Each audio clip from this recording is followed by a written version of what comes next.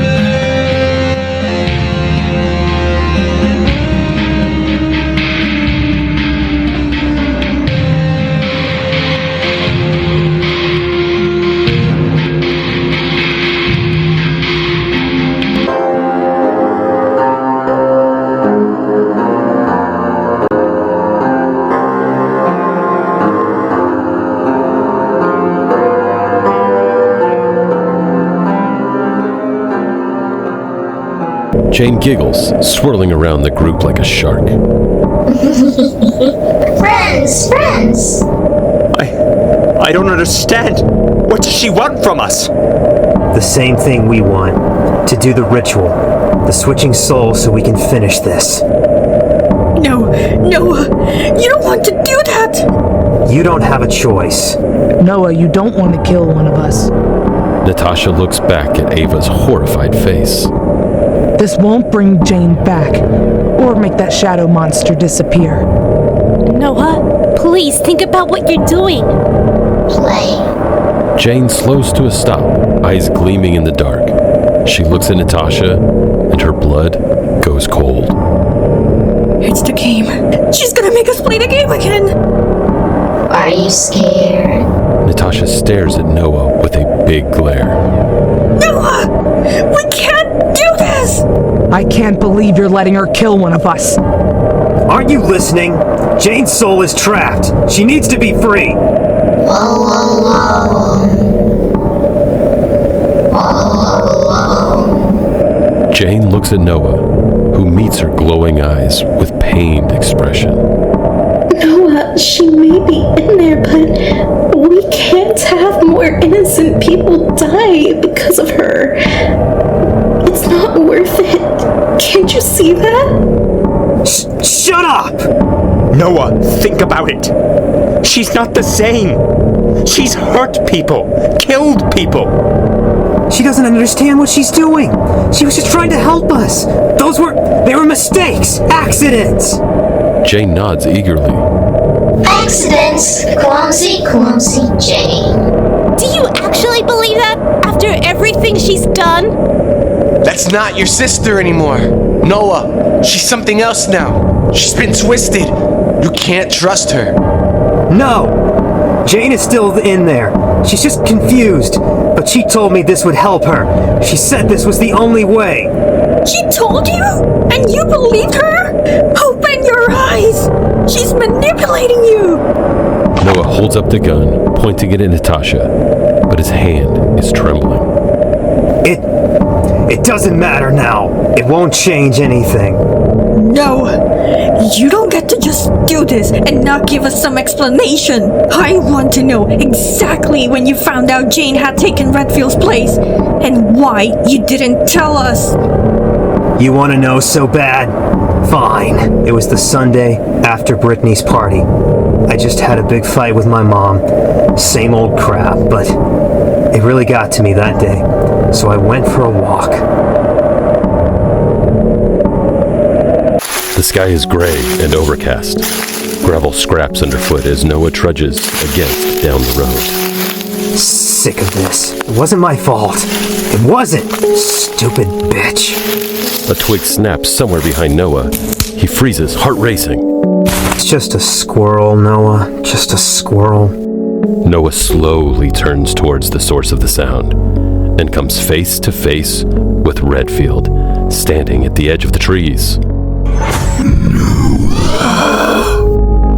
Ah! Noah turns and runs as fast as he can, but when he looks over his shoulder, Redfield has barely moved. Wait. Noah stumbles to a stop and turns to face him. What do you want? Huh? What do you want? Don't be sad. What the hell? He takes a step back, heart hammered. Are you comforting me? Not your fault. Rage wells up within Noah, and a shout explodes from his lips. Yeah, no kidding. It's yours. All of this is your fault. My fault. You killed my sister, or don't you remember? Redfield cocks his head, confused. Jane! Her name was Jane, you bastard, and you murdered her! No. Redfield lifts his hand and pats his chest. Jane is here. What are you talking about? What do you mean Jane is here? Here where? But before he can answer, the sun breaks through the clouds. Redfield winces, drawing backwards into the trees. Hey, no. Stop! What does that mean? Where is Jane? Redfield vanishes, leaving Noah shaking and alone on an empty road. What the hell? What the hell? Noah reaches his phone to text the group and spots a new text message from Ava.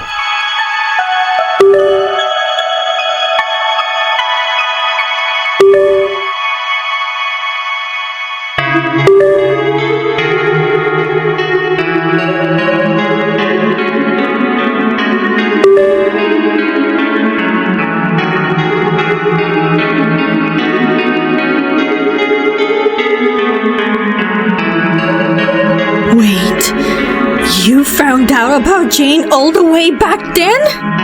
I wasn't sure yet. I thought maybe she was alive somewhere or being held prisoner. In a way, I was right. I knew something was weird that morning outside school. You were so on edge. I thought it was just because of Cody. And you kept pushing us to come back. You were trying to get us into the woods the whole time. That's all you've been saying over and over. Of course I was. I wanted answers. I wanted us to deal with what happened to Jane. We did deal with what happened to Jane. I mean deal with it the right way, like we were all supposed to. Hey, idiot! You don't get to decide that! Noah! You lied to us! No, Natasha, I was trying to fix things. What's that saying? About the road to hell? It's paved by sociopaths. Noah's face twists with fury. He's about to erupt again until Dan clears his throat. So, then what? I know that's not all. You went back, didn't you? You had to go back. To find the truth. To see if you can trust your own mind. Noah shakes his head, returning to a low simmer. Yeah, I did. So the morning after we did the ritual, I came back here. Fist balled, Noah stands before the ruins. In the doorway, the barrier hums faintly, shimmering like a pane of glass filled with smoke. Is this it? Use the new replacement spell and it's all over? Just like that?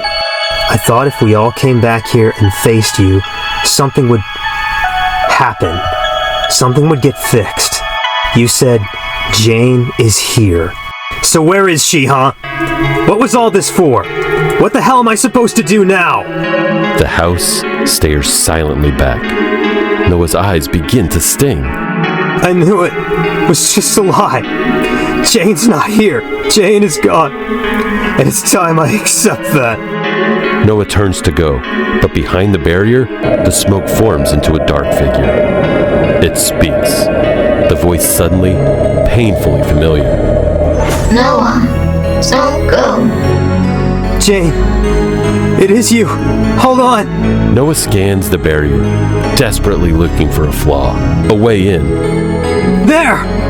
Up in one corner, Noah sees it, a tiny crack in the surface, like a chip in a windshield that spreads a little wider. The barrier. It's going to break. So the ritual didn't work. But that means you're going to escape again, aren't you? Soon. And then all this will happen all over. You're going to hurt people again. You don't even understand what you're doing, do you? Are you even my sister anymore? Is there anything left in there? Jane's eyes flicker. She gives the tiniest quiver of a nod when Noah speaks. He hears a terrifying desperation in his own voice. Then tell me what I have to do. Tell me how I can help you. Jane's voice answers so loudly he can hear it even through the barrier. A single word echoing through his mind. Play. And then Jane told me how to fix this, how to save her. How? By stabbing all your friends in the back? We just need one sacrifice. That's all. You're still gonna go through with this? One of you is going to take Jane's place. One of us has to become the new monster. So you just thought you'd volunteer the rest of us for that? It could just as easily be me. In fact, I hope it is. Great! Problem solved! Let us go and enjoy being a monster. I wish it were that easy. But we have to play the game. Jane said... I don't care what Jane said! How can you be this selfish? Andy is hurt! Other people are hurt or dead! What Jane's doing isn't right! All the more reason we have to fix this. What happened to Jane was our fault. Every single one of us is responsible. No, we are not! The crack of Dan's voice echoes across the cavern, and Jane enters the circle again, laughing.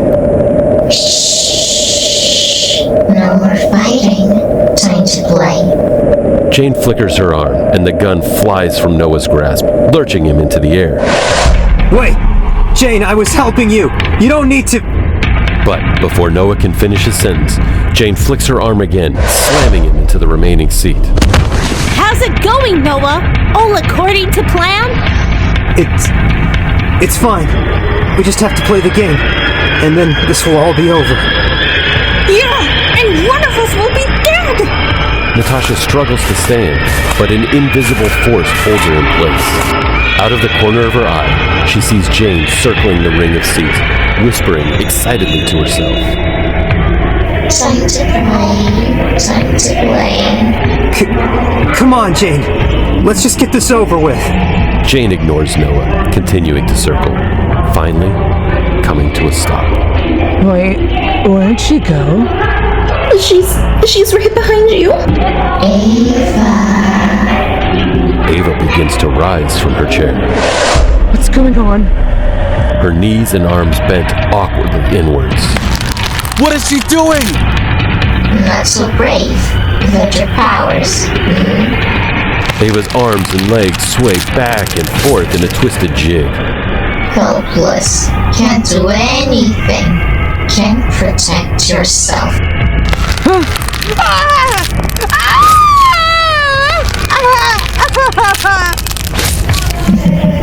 Are you scared? Stop that! Leave her alone! Ava's hips twist unnaturally further and further. Furious, Ava snarls at Jane through teeth clenched against the pain. Is that the best you got? Jane swoops around in front of Ava and fixes the twist, but drops her to the ground, leaving her wincing. I don't need your damn powers, and I'm not afraid of you. Wanna know why? Because underneath all this hocus pocus, you're just a whiny little brat throwing a tantrum. So go ahead, snap me in half like a pretzel. I'm not scared. Jane pins Ava to the ground, making her unable to move. Jane, stop! This isn't how the game works! Jane begins stalking around the circle once more. Lucas begins to dry heave while Lily's whole body shakes, racked with sobs. Who's next? Well, Noah, are you happy now? This is how it has to be. It's all part of the game. She's fine. Ava's fine. We have very different definitions of fine. Jane swoops down in front of Andy as he thrashes in his chair, struggling to free himself. So strong. Didn't help Ben. What? Ben? The hell was I supposed to do? Attack a bear? Wanted to be king no matter what. No matter who gets hurt. Andy's eyes widen in horror as he looks down towards his stomach. Andy, what's wrong? A huge spider crawls up Andy's chest. Dozens more emerging from the shadows, converging on him. Now you know how Tom felt. Your fault. Jane giggles. A few of the spiders make their way up Andy's exposed throat. Scared, Andy? I knew you were the one who hurt Ben. You're the reason I got a chance to play. And maybe I pretended not to know. Because I wanted that chance. More than anything. But that doesn't make what happened to Ben and Tom my fault. I'm not scared of you. I'm pissed. You hurt my best friend. And I'm gonna make you pay for it. Jane howls, seizing Andy by the throat. He struggles, gasping in pain as her touch burns his skin. She pins him to the ground, making him unable to move.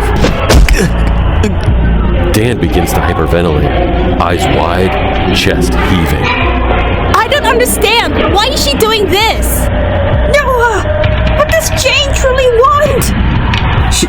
She wants to be free. How does this help her be free? I don't know. The sound of shouting draws Natasha's attention back towards Jane. who's now come to a stop behind Dan. She's whispering in his ear. No! Get away! What are you telling him? Dan, don't listen! Natasha strains to hear Jane's words, catching only snippets. Not your friends think you're crazy. All alone. No! Poor Dan. So much pain. Never going to stop. Are you scared? No!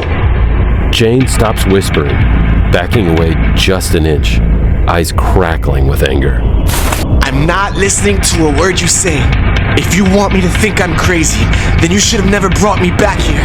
Because now I know it was real. Everything Redfield did to us was real. And I'm done trying to hide from it. I'm going to get past this. I'm not scared anymore.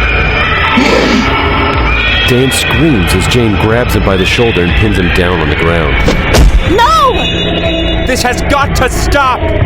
Besides Natasha, Noah begins to shake, staring into space. Only way. She said this was the only way. Noah, we have to stop her. Please, we have to make this stop. Jane rounds Lily, gliding slowly towards her. No. Lily's turn. From overhead comes the sound of fluttering. A bird drifts down the ceiling, landing on Lily's shoulder. The creature gives Lily a sharp peck right on the collarbone, drawing blood. Why, Jane? What did I... Another bird flutters down from the darkness, landing on Lily's other shoulder. She struggles against the restraints. Nothing, Lily. You did nothing wrong. Jane, leave her alone. Jane stares at Natasha, her eyes blazing merrily. Scaredy cat.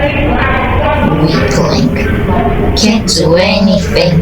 Can't help friends. Are you scared? Behind her, the birds begin pecking Lily, rhythmically, almost robotic.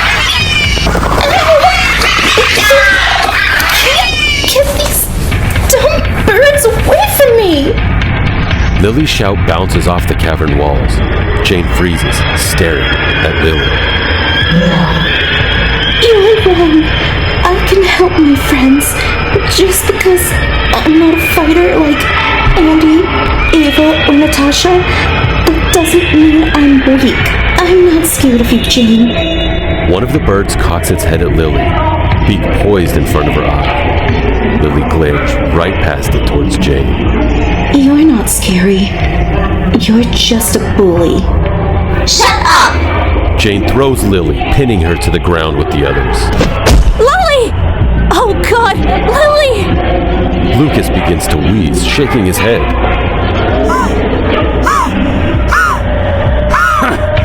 This can't be happening. It's not real. It can't be real. Jane, why are you doing this? What do you want? Just tell us what you want! Want? Jane's eyes bob in the darkness. Looking at Natasha, she turns her attention to Noah, who's whispering frantically to himself. Only way. It's the only way. Noah! Listen to me! I need you to stop Jane! Whatever she told you this was supposed to accomplish, it was a lie! Noah shakes his head, eyes wide with horror. I just wanted to save her. She said if we played, we could save her. Noah! Natasha's cries go unheeded. Behind the circle, Jane circles Lucas, laughing. I can't deal with this. I can't. Too much. Can't do it all. Give up. Lucas closes his eyes, shaking as Jane's comes to rest on his shoulder. The fabric of his vest starts to smoke. Are you scared? Suddenly, Lucas snaps back to clarity, screaming in Jane's face. Get away from me! Jane recoils, drawing her hand back. Lucas stares her down, breathing through clenched teeth. Maybe I can't do everything, but I can do one thing at a time. And the first thing on my list is to say this. I'm not scared. Roaring in anger, Jane flings Lucas on the ground with the rest of the others. Noah shakes, voice racked with sobs. I'm so sorry. It wasn't supposed to. I just wanted. No! You don't get to apologize, Noah. Not after this. You better hope that our friends make it out alive so you're not a murderer like that thing you called your sister. Don't talk about my sister. Don't talk about Jane like that. Jane's head swivels, her attention drawn away from Lucas at the sound of her name. Seriously? After everything she's done tonight? Have you still not pieced it together? This isn't some ritual that's gonna save her, you idiot! Stacy! I think you're making her mad! Happy? Mad? It doesn't matter! All she wants is to hurt us! Hurt! She reaches out, one clawed hand grasping Stacy's shoulder. Stacy shrieks, unable to flinch away from this searing touch. Stacy! It's going to be okay! I'll think of something! Jane's head slowly turns to Natasha, eyes burning. Can't do anything.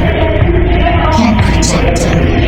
Her grip tightens, and Stacy screams again as her skin begins to smoke. Couldn't protect me. Jane! Please! I'm sorry! Well, I'm not! Jane swivels back towards Stacy. Mr. Red hurt all of us, Jane, and you're not the only one who's still hurting. But some of us are trying to move past it. Jane hisses, looming over Stacy. Try. Not good enough. Never enough. Never enough for her. Are you seriously going to bring up my mom right now? Kinda dealt with that already. So before you ask, no, I'm not scared. Jane screams and Stacy falls flat on the ground too. Stacy! Is this what you wanted, Jane? All this? Just to get back at us? At me? Natasha takes a look at her friends pinned down on the ground. Noah still finds himself pacing. Suddenly, it feels like the whole world stopped for a moment, like time is at Natasha's side, as Natasha's thoughts fade. All those people whose lives were destroyed because of this monster scheme. Tom, Jocelyn, Ben, Mr. Cooper, Cody, Cora, Jane, my friends, Lucas, Ava, Lily, Stacy, Andy, Dan, Noah. Promise we won't stop talking again like we did before. Promise. I'm really happy you're hanging out again, Natasha. Same here. I don't know how any of you got along with me, if we're being honest. Natasha, you're a pretty amazing person. You know that? I'm really glad you're back in my life. Yeah, me too. Dan, if you can hear me, we're going to make this right. I swear, we'll make Redfield pay for what he did to you. And we'll keep him from hurting anyone else. We'll find a way to bring you back, Dan. And this time, we're all going to be there for each other. I'm really glad you're not freaked out. Back at the hospital, I was pretty scared that I was going to hurt you. I wasn't. I trust you, Ava. And honestly, I'm glad we're friends again. I know I said it before, but I missed you a lot. You're one of the bravest people I've ever met. And you make me feel brave too. I'm so grateful that you're my friend. So is it too late to back out of this friends thing? Y'all are totally ruining my image. I'm not popular. I'm not smart. I'm not rich. I can't do anything properly without someone helping me. Except maybe if it's singing, but that's beside the point. I know we've known each other for 10 years, but still, why would you choose me? I'm a nobody. It doesn't matter. all of that is still you. And that's enough for me. I can't let it end like this! Natasha's blood envelops in a strange floating sensation. The spark expanding even more.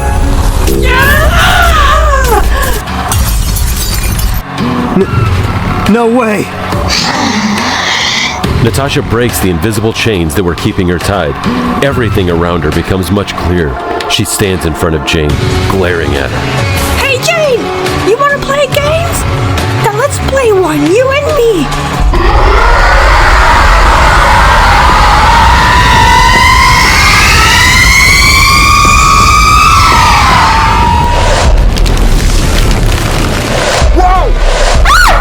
Jane screams louder, the whole place exploding, sending everyone flying away.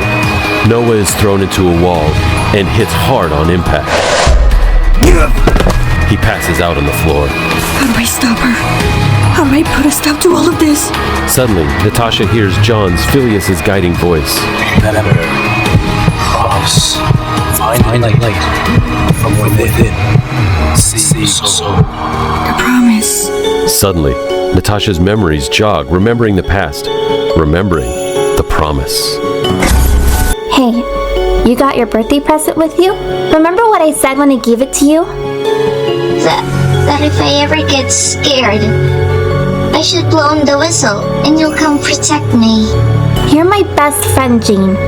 I'm not gonna let anything bad happen to you. Back in the present, Natasha notices the whistle surrounding her. The whistle. He must have kept it. He's telling me that a part of Jane is still in there. Maybe I can still break through her and save her soul. I know what I must do. Natasha begins to run towards the shadow and jumps straight to it. A ball of shadow wraps around her. Natasha, no! No! In the darkness, there's light.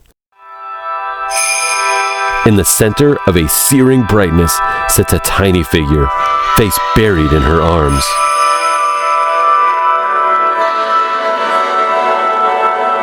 This is just like the vision. Jane! Natasha approaches. Jane looks up to her. Natasha! Jane, is that you? The real you? I can't get up. And every time I try, I hurt so many people. I hurt you. Shh. It's okay. Natasha kneels in front of Jane, wiping the tears from her cheeks. Jane, did you do all of those things? Or was it that monster? I don't know. I was so alone for so long.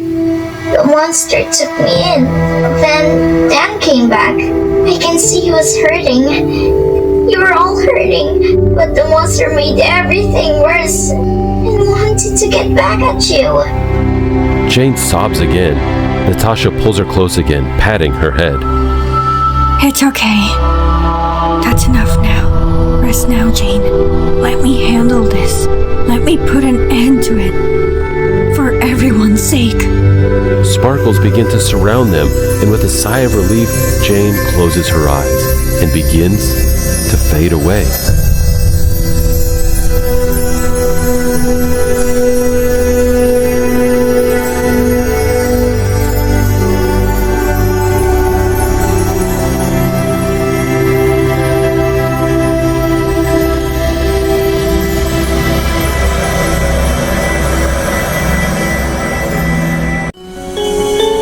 Back in the present, a bright white light shows and it explodes on impact, harming the shadow.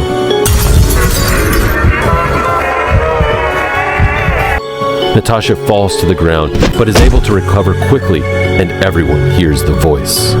Save us, Natasha. You set Jane's spirit free! But what about that thing?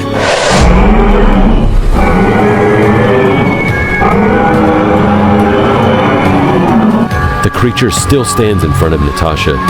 It lunges forward, going after her, but she quickly manages to avoid unnaturally fast. Okay, I've set Jane's spirit free. But how the hell do I defeat this thing? Once again, John S. Filleus' voice comes in. Look behind the chest. Natasha notices a small figure behind the chest.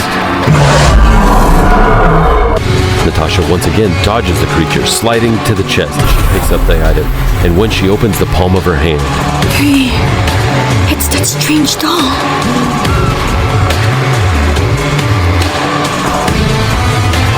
Hey John, what's this? That? Oh, since I'm the last successor of the Filleus family, it's just junk now. I suppose you being lonely means you're no interested in getting it on anymore? It would look that way to you. Ever since I lost the power of my hands in an accident, I've given up on ordinary happiness. What do you mean by power of your hands? Each of his hands held a special power. The power to bestow was one of them. John S. Filleus' voice speaks again. Bring it. To where it meets its end. Natasha looks at the mirror nearby.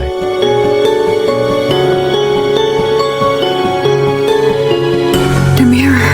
John S. Filleus never had kids or family of his own. There's no one who can properly perform the Filleus' ritual. This doll is completely useless without the power from the Filleuses. Unless... Natasha's eyes widen at the thought. Something she started to realize.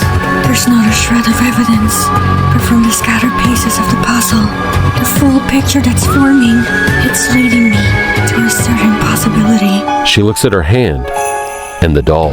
I never knew my dad's face.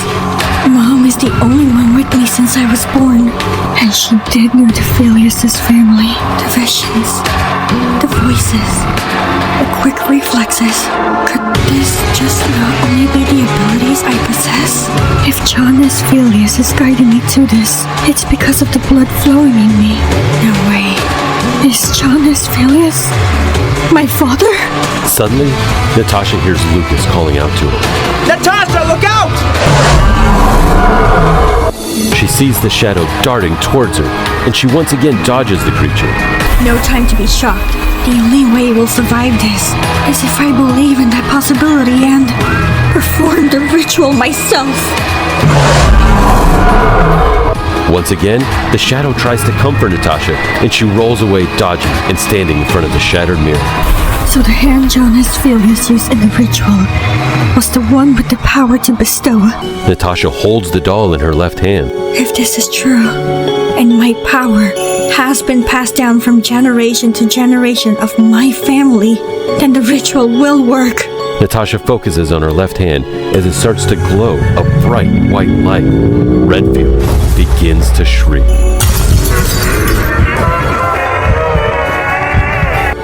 Hey, Ugly! I think it's time for you to reflect on your own actions!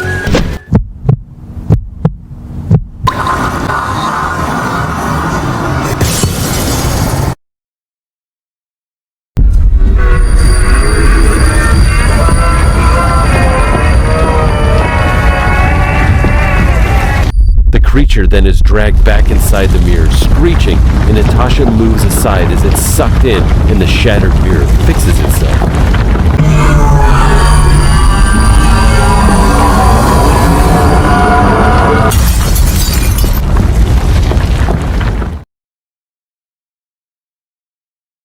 The group is able to move and stand up from the floor, and they immediately rush towards Natasha as she looks at her own hands. Is it over? Probably. What happened to the monster? It went back to its world. The realm of the dead. It'll probably be quiet for a while now, while it entertains itself with that doll. You just performed the true Filleus ritual. Yeah, it's different from the emergency method John S. Filleus took by. But then, that means you're Filleus yourself. Natasha looks at Lucas with a sad expression. Suddenly, the chest nearby opens on its own. The group goes towards it. There's a tape recorder and a journal in here, among other stones and potions. Dan hands them over to Natasha. Ah, crap! What is it, Andy? It's Noah. He's gone. Damn it! He's escaped! We have to go after him. No, forget about him. He's not of concern right now. You're really going to let him get away with this? He's not an actual threat.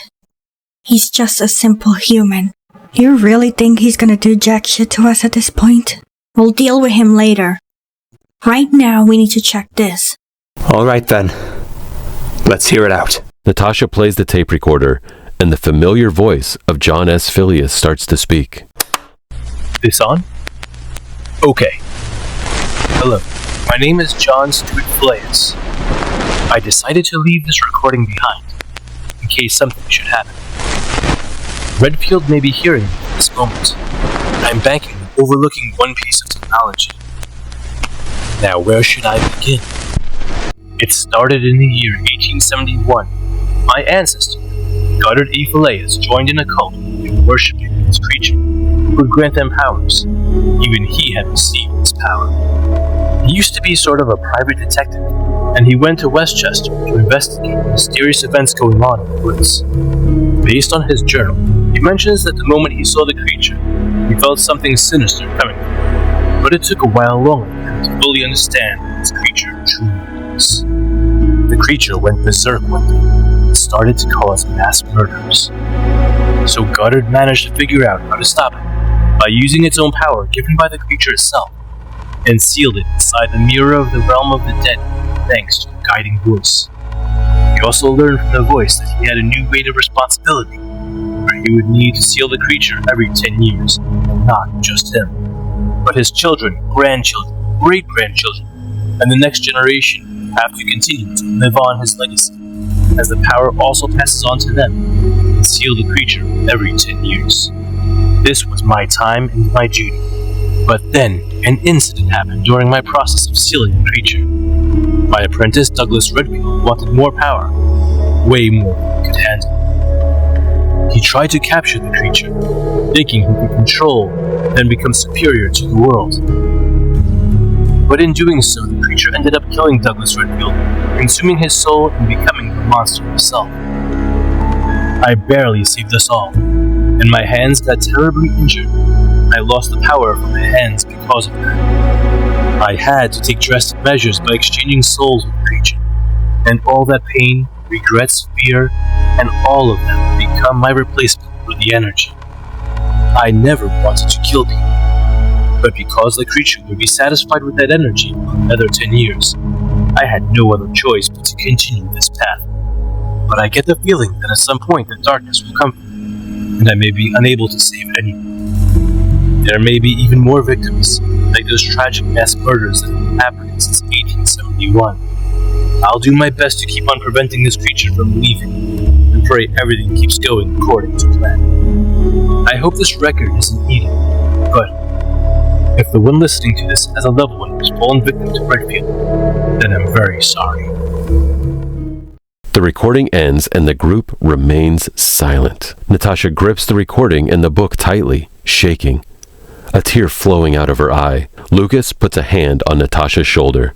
Natasha, are you alright? Natasha closes her eyes, clenching her jaw, and more tears flowing. The group gives her a moment of space. Damn it! That monster claimed so many victims all these years. The new method he was using was messed up, but it had to be done. Natasha flips through the pages of the journal, reading the last entries from Goddard E. Filleus.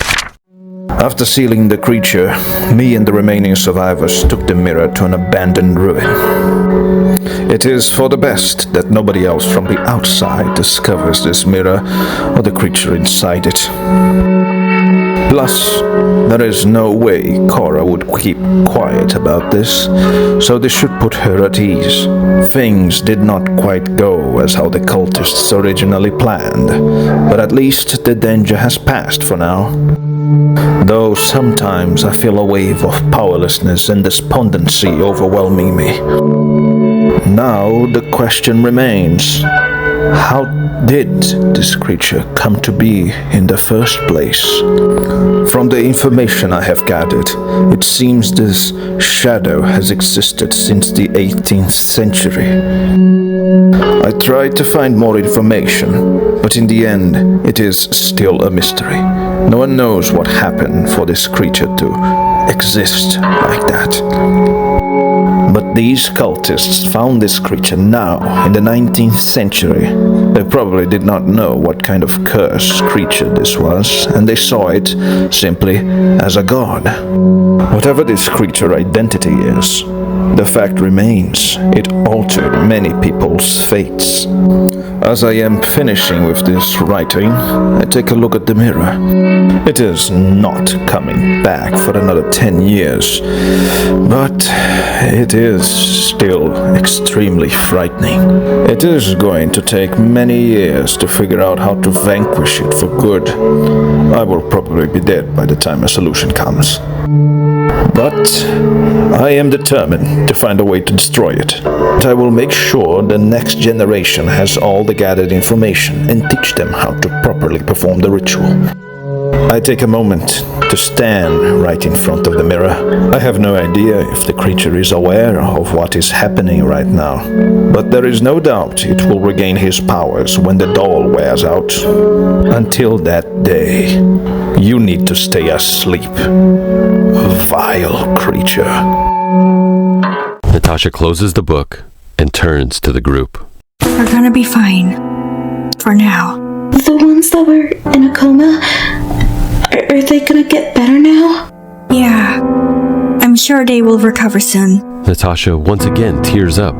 But people like Jane, Cora, and Cody won't ever come back.